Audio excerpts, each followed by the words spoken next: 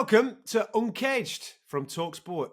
I'm Adam Catterall. Pleasure as always to be in your company. It's a pleasure as always to be in the company of the one and only Mr. Brendan Loughnane. Before we get stuck into the show, a little reminder, like and subscribe us here on the talkSPORT MMA YouTube channel because we're trying to grow, get you closer to all the upcoming action. Some of that upcoming action is this man's final in the PFL. We'll be getting you dead close to that, as well as Dakota Chiva's efforts and Francis Ngannou's return to MMA competition. That's all to come in the not too distant future. How are you, mate? You good? Do you know what, Adam? I'm actually excited for today. I'm actually excited for this show because I can't wait to hear about this sphere because we built it up for how long and there was a lot of questions and you have the answers. I don't know if you've seen the addition to the backdrop of my office here. Oh, wow. It was that good. It made the Wall of Fame. It's made the Wall of Fame, mate. It's there. Inside there, I'm going to frame them up. There's some commemorative Noche Riyadh season tickets, pal, from the Sphere. There you go, a one of one. So we've got some of them to go into the backdrop. To answer your question, sir, it was unbelievable. Now, I know that people have consumed, the majority of people consuming our show will have watched this on TV. So just before we started recording, I've watched a couple of the fights back just to get a feel of how other people have experienced it and whether it does come through the TV like I felt it in the arena. And it absolutely doesn't. Wow. It's brilliant on TV. Don't get me wrong. It is. I've seen people have mixed reviews where they're not too fussed about it. I've seen people going, wow, this is pretty special. I'm jealous that I'm not there. But you're only getting half the vibe. That show is the greatest sporting event I have ever been to in my life. Now, when I say that, I'm not saying that these are the greatest fights that I've ever seen, even though there's a couple on here that have got round of the year contender and maybe fight of the year contenders coming up. Main event, core-main event didn't live up to our expectations. Let's be dead honest about that, and we'll be brutal about it in a minute. But as an event, as a showcase, as a theatre production, if you can class it as that, that thing is going to win awards. If it doesn't win Golden Globes, Emmys, or whatever, I will be absolutely gobsmacked because it was that good. This is Noche, UFC. Now, when it kicked off in the prelims, it was obviously fresh. It's a new arena. I've never been in there before. They created like a warehouse effect. And I thought to myself, yeah, listen, it's cool. It looks good. But is this it? Is this what you spent 20 million on? And as the prelims started to progress, the background just started changing and started building towards a different setting until basically we got to the main card and in America, the pay-per-view kicking off. The minute it went to the main card, so the final 5 fights of the night, oh my days, mate, we went on a trip around the world. Inside the arena, every single fight took place in a different setting. You felt like you were in that setting. So the first fight where Ronaldo Rodriguez comes out against Odi Osbourne, they were playing, their fight was taking part in like the Aztec area or era of Mexico. It genuinely felt like sat in my seat. I was sat in a jungle with a thunderstorm going off over my head and 2 guys fighting in a cage in front of me. Every time they hit each other, my chair moved with the force of what was going on. Smoke in and around my feet, stuff coming off the sky, the sounds. Also, mate, it was. I'm probably not doing it any justice. If anybody's ever been to Disneyland and ridden the Avatar ride, think like that, but with a real life fight going on in front of you. It was absolutely sensational. Right. Well, I've got a question, right? Because, I did ask this before it, and we did speak about this, and you just mentioned the floor moved and there was smoke. Do you think it affected any performances on the night? Yeah, but in a good way. I genuinely believe that the way that was set up, for example, in the Ronaldo Rodriguez fight, definitely in the Zuluba and Ribovic fight, even for Diego Lopes. I know he's not Mexican. Yeah, he's living in Mexico, a Brazilian out there. They absolutely raised their game. There's no doubt in my mind that setting, the theme around the night, absolutely took this to the next level. Now, if you look at the 2 fights that disappointed us on that main card, main and co-main, there's no Mexican in that main. So it didn't really matter to them. Let's be dead honest about it. And in the co-main, even though Alexa Grasso, obviously a proud Mexican champion, she's taken on one of the best fighters on the planet in Valentina Shevchenko. Shevchenko wasn't bothered about Mexican independence. She was bothered about getting her belt back, and that's what she Legacy, did. yeah. She took the path of least resistance and wrestled the living daylights out of it. And okay, it was a bit of a dull watch, but it was dominant. Similar situation from a Merab point of view. He's scatty all over the place. And okay, the fight didn't kick off, and we didn't necessarily get the best version of Sean O'Malley, but I'm going to put that down to Merab's performance being that wild and scatty that Sean couldn't do Sean. As a spectacle, I don't think we're ever going to see anything like that again. But hopefully, people that watched it, because there were a few of the guys from the world of boxing, the Eddie Hearn nipped in to have a little bit of a look and what have you. People who put shows on around the world, there's definitely things that you can take from that and incorporate it into fight sports events. We're not going to get the same crack that we got at the Sphere, but we'll get it at various arenas around the world, mate. There you go. Phenomenal. It's difficult because obviously I was someone that watched it from behind the screen, so you can't really get the feel. I know what you're saying, but like watching it from the outside, it was difficult because it's like it looks good, but like especially in the O'Malley and Merab fight, like it's like this stuff was just going on in the background as they're fighting, and it's hard to comprehend as a fan because it's kind of one of them you had to be there sort of things. I agree, and that's why I watched it back on TV, because I didn't want to just come on here and go, wah, wah, this was amazing. I wanted context. When I was watching some of the fights just via TV a little earlier on this afternoon, it felt like everything else that was going on around it, one, you weren't getting the hit of that, and then it becomes a little bit like, whatever. This could be taking place wherever, man. I just want, as a fan that was sat on the couch at home watching it, you just want to see a good fight. That's all you want to see. You just want to see a good fight. And I think on the main card, you got 3 good fights and 2 not so good fights. So I get all that when people are making that particular comparison. My experience of the not so good fights was absolutely elevated by 5 or 10%, because I felt like I was on a spaceship at one point. You know what I mean? Somebody put something in my coffee here, mate. I'm having a whale of a time. Yeah, well, it's funny you say that. Like I say, Adam, I was watching it and I was like, yeah, it looks good, but it looks a bit strange. And, we talked about this on the build-up to it, and I was just looking at it from a fighter perspective, because I'm a fighter at the end of the day, and I was thinking, how would I feel, with all this going on? That's why I asked you that question, like, how was it for the fighters? Because watching it, I was thinking, all right, I'm trying to have a world title fight here, and there's a lion flying past me, and do you know what I mean? Like, you know what I'm saying? Like, that's why I asked you, but obviously we weren't there, we don't know. But you've cleared that up now, and it's a difficult one because there was some performances, there was some people that let us down with some performances, and it's like, I just think, it's dead easy to blame something, but it is a big change. It's a big, massive change from a normal fight. Huge in my eyes. Like, how many fights has Sean had now, and they've all been in front of a crowd, or Dana White Contender Series, all that. So you're used to that. Next thing, you put me in almost in a futuristic movie. Like, you stick me in a mad setting with mad lights, and like you said. But it's the same for me, Rab. Yeah, I know. Yeah. That was just my take on it. That's my 2 pence on the matter there. No, I was going to say, well, this is an interesting conversation, because I think people will get involved in this. When you look at the 2 big upsets this year, because I class Merab against Sean as a big upset. Sean's the favourite going in there, and I thought that he would be able to time Merab over a period of 25 minutes and get the job done. Very similar to how I felt about Leon Edwards fighting Bilal Muhammad.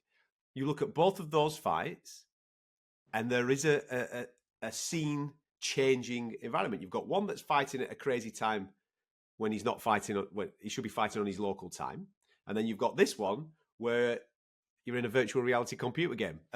That's what it felt like, So maybe there is some content that you could take out of that and maybe look to say it didn't work for one, but it did work for the other. But at the end of the day, mate, as a fighter, I could put you on the moon, I could put you in a back street, I could put you in a bar, I could put you wherever. You'd be ready to rock and roll. Gum shield would go in, gloves would go on, and you're at it, aren't you? Whereas it felt to me that I don't know whether the week got too big for Sean. I mean, it was built around him. It was absolutely gigantic. And normally I wouldn't necessarily even think of the superstardom of the way that week was all built towards Sean O'Malley would even phase him, because he comes across as such a cool guy. But maybe it did. Maybe at the end of the day, when he got out there, it just didn't flow like it normally flows. I'm sure he's going to be back. I'm sure he's going to have major moments in the not too distant future, but he just wasn't there at the night. Regarding the performance, I thought he was incredibly... Well, I'm glad you touched on that there, because what did we say in the build-up, Adam?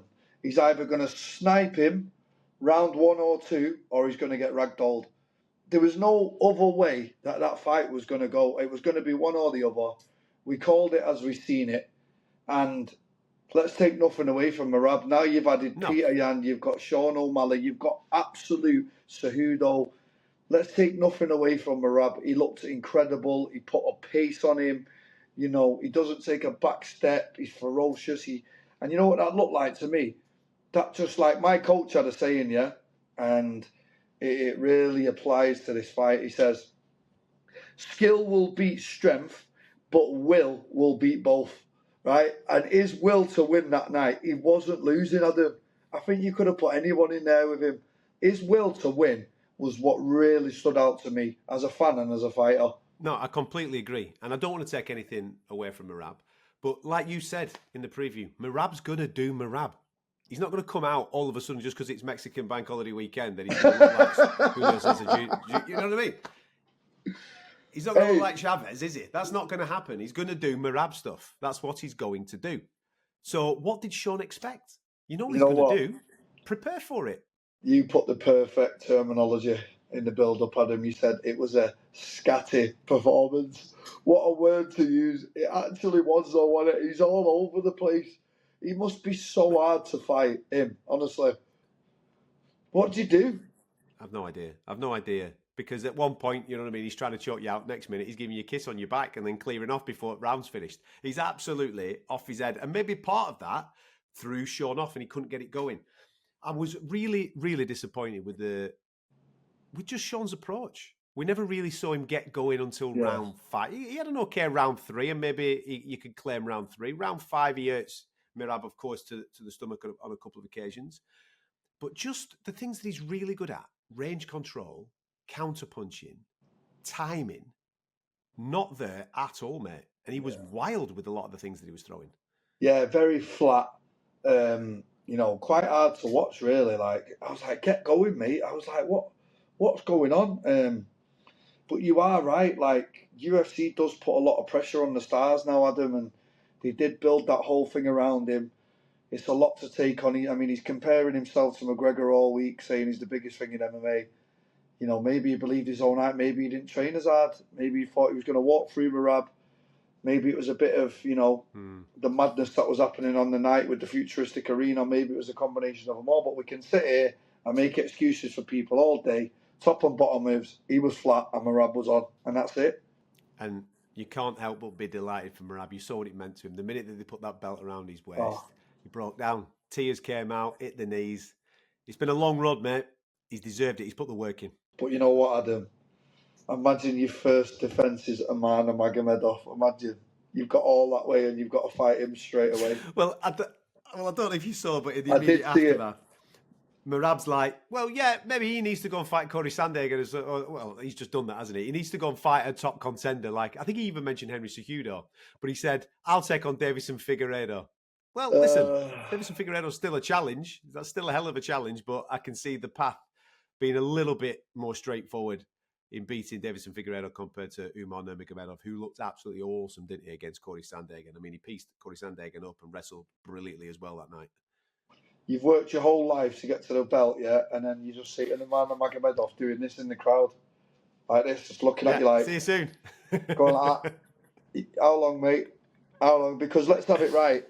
The style's just not going to work against them. I just don't see that style working against somebody as effective in the wrestling and grappling as Umar Nurmagomedov is. And, I just think... But again, Merab is kind of one of them guys that we keep writing off, Adam. We did it for Dricus, we did it for Merab, and he just seems to pull it out of the bag. So, you know what? I'm not even going to say anything on that one. I'm going to leave that one there. Exactly. We'll wait for it to come back round. In the co-main event, Valentina Shevchenko entering the first ever female trilogy inside the UFC. Again, just took the path that got the job done. It wasn't sexy. It wasn't Mexican style. I doubt that we'll see her fight like that again. She just decided that that's the way that she was going to beat Alexa Grasso, and she was dominant from start to finish. Hats off to her. Workman-like performance, showing her skill, showing her experience in the cage. And she wanted that belt back. She's not here. Listen, you don't get paid overtime in there. She's in there to just have wars every time like we normally see. She wanted the belt back, and she got it. Yeah. Lee said about that the better. The main and co-main aren't fights that I'm going to sit here and say, if you've not seen them, go and have a little bit of a look. But one thing that I am going to tell you is go and watch Diego Lopes. Now, pre-fight, going into this one with Brian Ortega, there was a lot of chat about weight. Can Brian Ortega hit 145? I thought he looked fantastic on the scale, so I'm not going to bring any of that as an excuse into this. Then I had questions about Diego Lopes. He's been brilliant so far in the UFC. Got Masvidal on your blooming debut. Baptism of fire, sunshine. But he pushed him all the way, ended up getting beat. Then his next four, he's on fire. He's fun. He's very erratic. He's got the brutality. He's a fan pleaser. And all that was there on Saturday night against Brian Ortega. But I don't know about you, mate. I thought he was far more considered. I thought that erratic nature would provide gaps for Brian Ortega to clip him and maybe sub him at some point. But he was awesome. His defense, his jiu-jitsu, his wrestling, and the way that he just was so precise with his strikes and very vicious. He's a top 5 boy now, mate. He's a player at 145. Let me tell you about this kid. He is a massive problem in that division. He's dangerous from everywhere. Going back to what I said previously, like Merab, his will to win, he's hungry, Adam. The hunger that he was showing me in that fight, even taking on Dan Ige on a minute's notice, he's just, he's like, I'm about that life. I'm here and anyone can get it. And he's a fan favourite. He's got the Brazilians and the Mexicans, and he's so fun to watch, isn't he? He's a great fighter, and I'm a massive fan of his style. He's so he can sub you, he can knock you out. He's got good cardio. He's got it all. He's the full package. Imagine getting Masvidal on your debut. I mean, imagine that's your start to the UFC. There you go, lad. And to come back the way he has, I'm a big fan. Yeah, huge fan. And while you're hot, you're hot. People are into him. If I were him, I'd be phoning up the UFC and say, listen. Yeah. Abu Dhabi, I know that you've got Ilya and Max, and nobody's wishing any ill will on that fight. We all want to see it. But you're going to need a backup fight just in case that main event falls off. I'm about that life, son, so I'll weigh in. Which kind of then puts you in pole position for the winner of the fight, even though our good mate Alexander Volkanovski will be sat there going, what are you two talking about? I'm next. When I'm back, I'm rocking and rolling. But they're the levels of fight that I want to see Diego Lopes having now. Don't get me wrong, Brian Ortega was a level up for me, even though he was already talking about going to 155.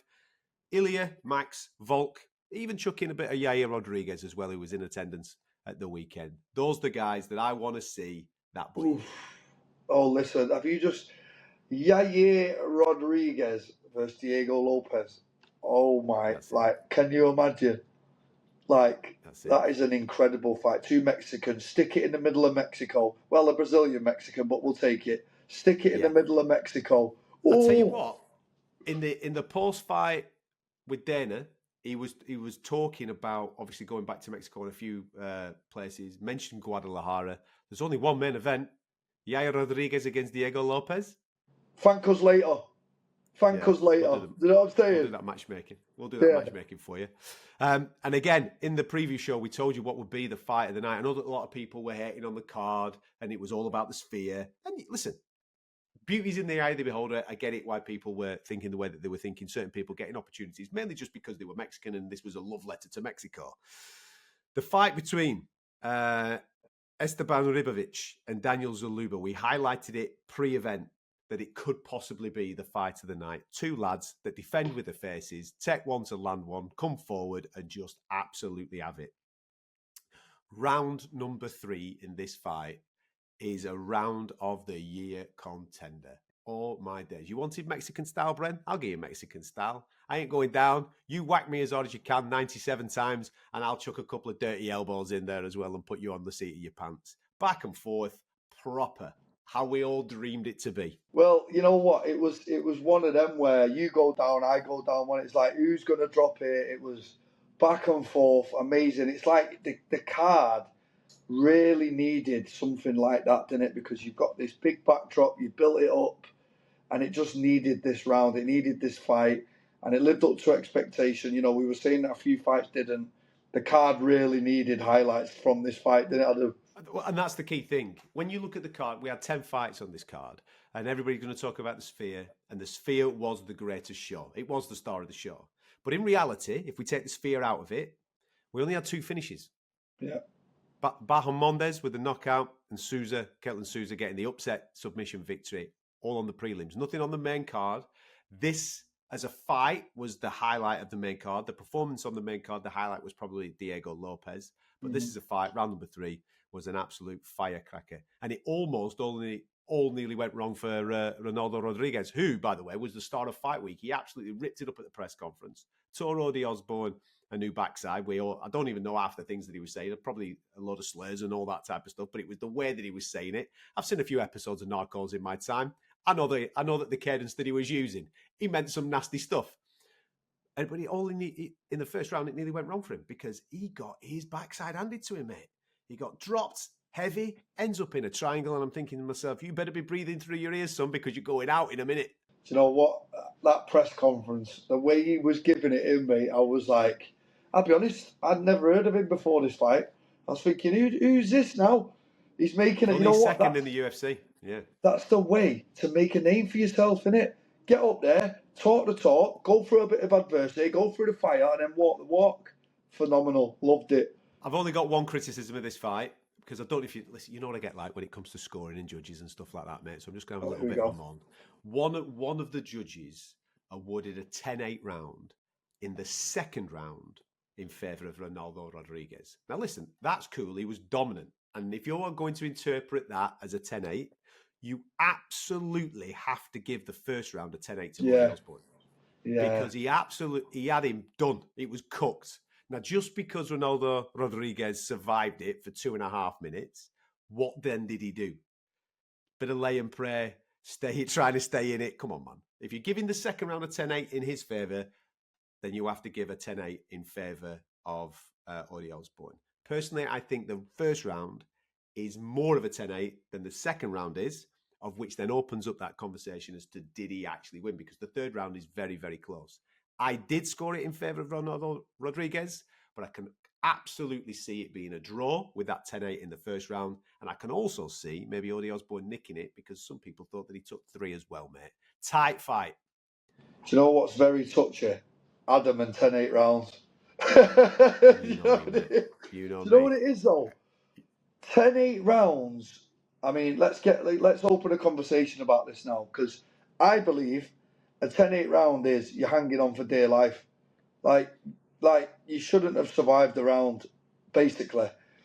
Now, do I see that as a 10-8 for Ozzy Osbourne? He was surviving when he had him. Let's have it right. So if you're just surviving, I mean, I don't think enough of them are personally give out. I don't think they use 10-8s enough. I agree. You know what I mean? And if we're going to use it, let's make some proper criteria about it. Like, I want that person to just be clinging on to consciousness for the whole round. Was it that? There's an argument for that.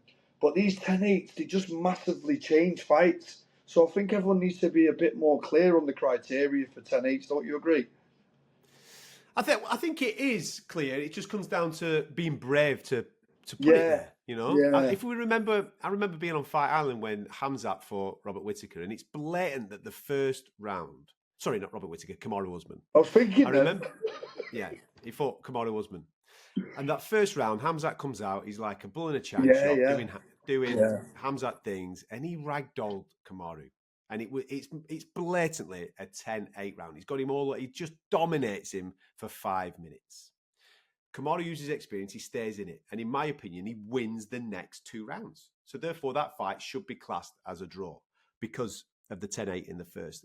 And there's an argument for that in this. I think the criteria is there, mate. When you're dominant, when you've got somebody in a fight-ending scenario, you could use it in those particular situations. I just think judges have got to be a little bit braver maybe understand that criteria a little bit more and say, listen, I know the criteria inside out. Yeah. I believe that in this moment, this, and this was happening. That ticks my criteria boxes. There's my 10-8. My argument here is just, if you're going to interpret, this judge obviously knows what a 10-8 is, and they've interpreted round number 2 as a 10-8, and then not done it in round number 1. That just seems a little bit crazy for me, and I wanted to know the reasoning as to why they didn't. That's all. No, listen, you bang on, and you know what? Judges are quite scared now because they've been under a lot of scrutiny recently. You know, it's like, it's, you know, you judge. Well, it's a talking point. Like, look at us. It's a talking point, isn't it? When the card comes out, and there's quite obviously a 10-8 in there, people like me jump on it, going, "Oh, which one's he giving a 10-8 there?" And then you have that conversation, and you're in the media, you're having a conversation about it. Was it a 10-8? And it's going to be analysed a lot more than the 10-9, a lot more. But listen, if they meet the criteria, which I think they do, go for it, man. Be brave. I'll back them all day long, especially if they give 10-8 to Ori Osborne in the first round. That fight comes out the draw. I'm like, no, hang on a minute. There's something in there. Because round 3's tight. That can be a 10-9 either way. You've got 10-9 in round 2, definitely towards your man Rodriguez. 10-8, absolutely first round. Well, all right then. Well, now that we're speaking about it, let's just elaborate a little bit. Like, there's far too much. I mean, we see it all the time. 30-27 one side, and then somebody else gives him a 30-27 on the other side. I've seen it plenty of times. Well, if you remember that happened a couple of weeks ago. With listen, your good mate Taito Avassi was on the receiving end of a favourable 30-27 in his favour, and there's no way whatsoever. No way that he scored that. So, you know, I'd hate to be a judge because you never win, do you? Even if you make the right call, nobody goes, "Oh, that was good judging," did they? They only ever scrutinise the bad ones. It's the same with refereeing. You know, it's a tough job, mate. It is, and refereeing's it's a horrific job to do. Horrific. I mean, I'll tell you what I'll do. Yeah, I'll make this pledge now. Because I had a conversation with him at the weekend about all sorts of stuff, and he's always picking me up on the conversations that I have about judging and refereeing.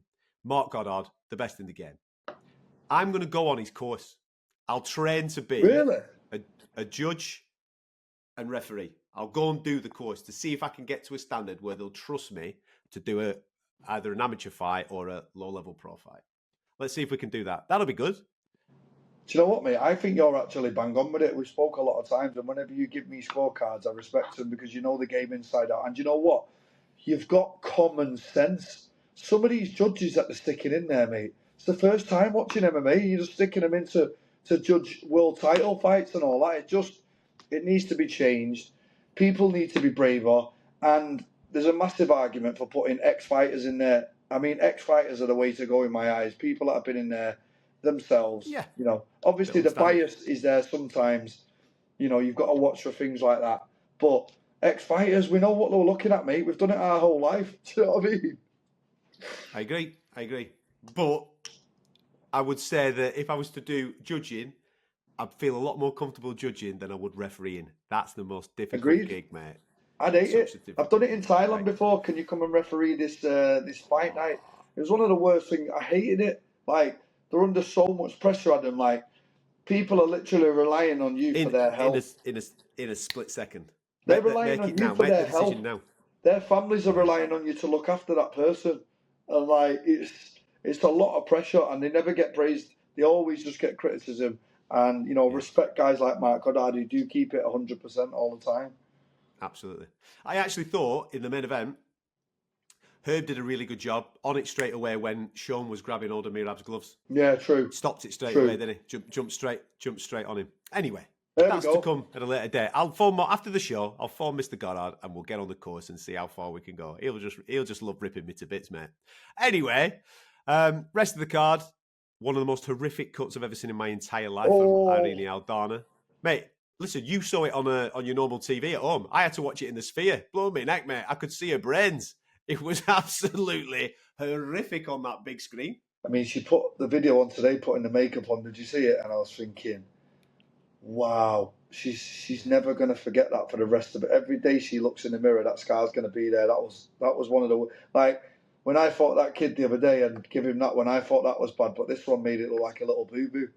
Yeah, just put a little plaster on yours. Yeah, stick a plaster on it now, lad. Mate, I mentioned Ignacio Bahamondes and Ketlin Souza, great performances. Bahamondes is a bad man, mate. We've seen the highlight reel, kicks, knockouts. Now we've got hands doing the business as well. You just do not want to be on the end of whatever he's throwing. The new talent that's coming through the UFC now, like some of the younger lads, and again, I'll go back to what I was saying, the will to win and the hunger that I'm seeing in some of these fighters now, and they're so well-rounded.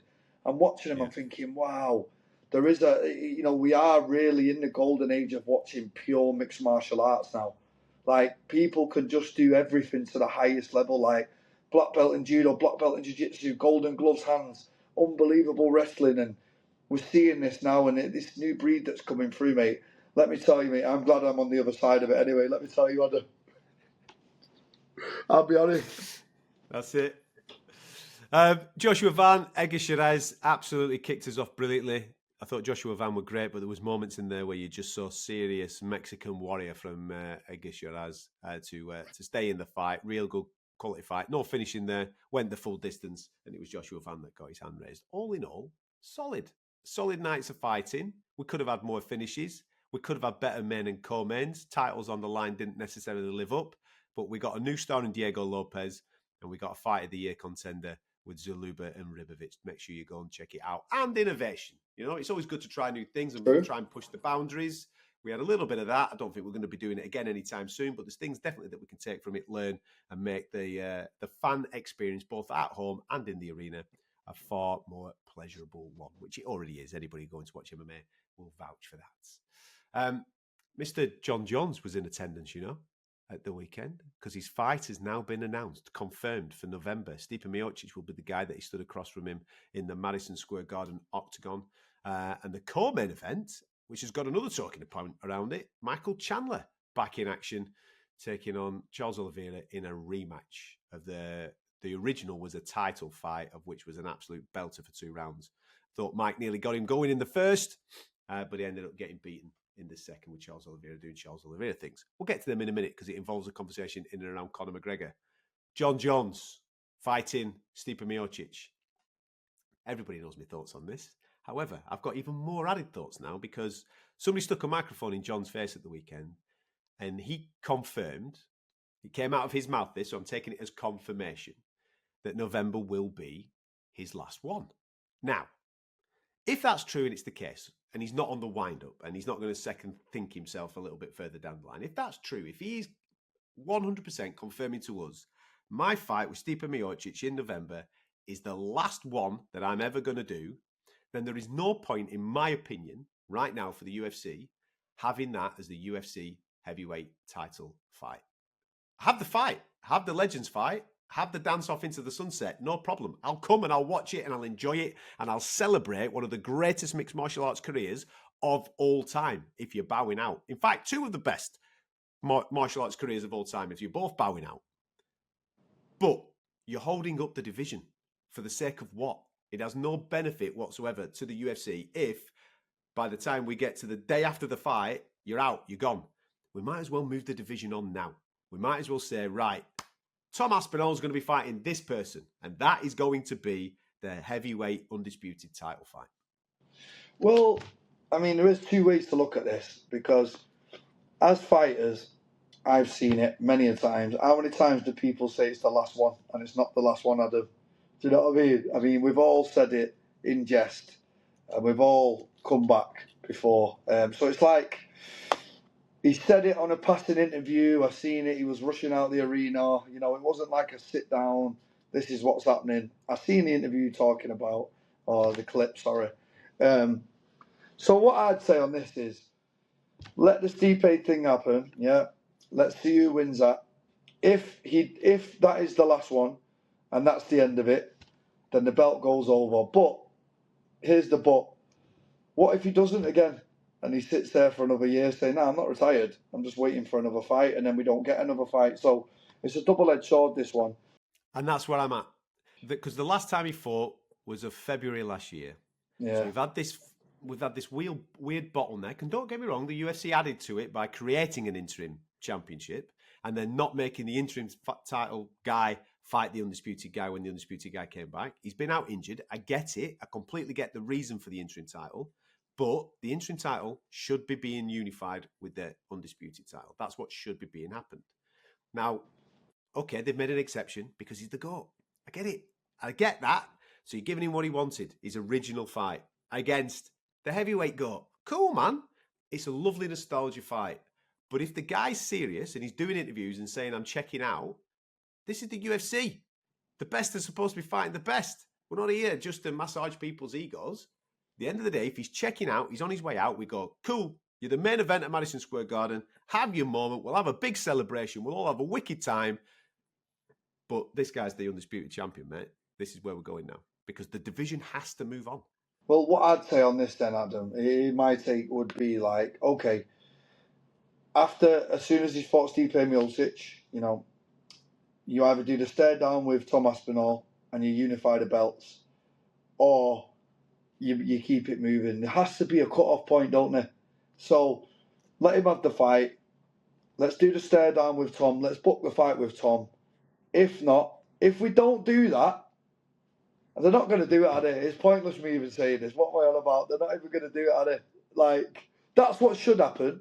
That's what should happen. But do I think it will happen? Absolutely not. So me and you can sit on here all week, every week talking about it. It's just not. I just don't see him fighting Tom. And if he does confirm that is his last one, let him win. Let him go out as the undisputed heavyweight champion. Let him do that, and then let him crack on with his life after that. Where are you at with the co-main? Because as a fight, I actually really like it, Michael Chandler and Charles Oliveira. I know that they've done it before. Charles Oliveira won. But they're both in very different spots now. Obviously, Mike's been out for a long period of time. Oliveira's coming off the loss last time out. They're still both highly ranked at 155, even though the division seems to be moving and there's some new blood starting to pop through with the likes of the Sarukians of this world and what have you. So as a fight, I think it makes sense. But obviously, you're going to have the shadow of Conor McGregor just riding over this particular fight, because forever and a day, we all thought that Michael Chandler was going to be fighting Conor McGregor, but we don't seem to be able to lock down a date for Mr. Notorious. What do I think? I love the fight. I absolutely love the fight. I think, two guys on a similar trajectory, coming off some hard fights. The first one was entertaining. Why not make it the second time? The division's kind of clogged up at the minute. I feel like that was the fight to make. I am sad it's not Conor, and I do know for 100% fact that Conor was injured. I know that for a fact, and I think, it should have been rescheduled sooner. I think he should have fought him before the end of the year. I don't know what's going on with that. Conor's been saying some things that, he is being held back, and he's been saying, let me fight bare knuckle, let me do other things. I was hoping it would be Conor, but, it looks like it's going to be the winner of that fight now, doesn't it, Adam? Yeah, and listen, they've said it. This is not to say that Conor McGregor's next fight won't be Michael Chandler. It's just that Conor McGregor's not Michael Chandler's next fight. He's fighting Charles Oliveira. And I kind of respect... Listen, he's tried to wait. You understand why he's waiting. It's Conor McGregor, man. It changes your life forever fighting that dude, doesn't it, at the end of the day? And it's a wonderful fight. But he's not getting any younger, is Chandler. He's been out now for a long period of time waiting for this fight. Let's get back in there. Let's get back into competition. And from his point of view, fantastic. Let's see if he can get a win back over someone that beat him for a world title. From an Oliveira point of view, you're fighting Michael Chandler. You've beaten him before. He's still a top contender. You get a win there, get you back in the mix again. True. It makes a lot of sense. And listen, if Charles Oliveira beats Michael Chandler, he might get himself a Conor McGregor fight. You never know. You never know that might be the path. I've just got a funny feeling with the recent conversation that Jorge Masvidal's been having about making his comeback with the UFC. I think we might get McGregor Masvidal, I think that's where we might be pointing when Conor comes back at the start of 2025, of which I believe is the target for him now. Wow, that's absolutely come out of nowhere. I didn't even hear that he was coming back or anything like that. So I would much rather take my money, see Masvidal and Conor over any other fight right now. I would, honestly. That is the fight. Masvidal's been out for a long time as well. Like, that's the fight to make. Can you imagine the chat? It'd be the press conferences. I didn't even think about this fight. Thank you for bringing this to my attention, because that is an amazing scrap. And that is the one I want to see. Forget the Chandler. Let them two have a scrap. Them two crack on. Bring in Jorge Masvidal and let's get the press conference on now. Get it? And do it in Miami. Got to do it in Miami, ain't you? Yeah. Let's go. Anyway. There you go. There's your two big talking points from the world of martial arts this week. All surrounding UFC 309. Madison Square Garden, the destination. Jones, Miocic, it's on. It's for the heavyweight title. And you've also got Michael Chandler and Charles Oliveira going at it in a rematch. Good main event. Good co-main event. Everybody knows my thoughts on what is connected to it and how the division should move on. I'm sure when people do more interviews over the next couple of months, there'll be more developments and more thoughts coming your way. And hopefully I'll get the opportunity to speak to him myself. That could be must-watch TV. Bit of carnage. Anyway, I'm going to go and phone Mark Goddard now, get myself on a judging course. Can't wait. Have you got another gym session tonight? Are you done? I don't know, what time are we on now? I mean, you've got me up till 11 o'clock nowadays. Well, you can't do until 11 o'clock now, Adam. You know what I'm saying? So we're on different time zones. It's half my fault anyway. I keep travelling the world and we make it work though, don't we, for you lovely consumers at home. Absolutely. Make sure you like and subscribe to the channel. Uncaged coming at you every single week. We'll be getting you closer to all MMA action over the next couple of months, including this month's final in the PFL Featherweight Tournament. Thank you very much for tuning in. We'll catch you next time. On AM, on DAB, via the talkSPORT app and on your smart speaker. talkSPORT.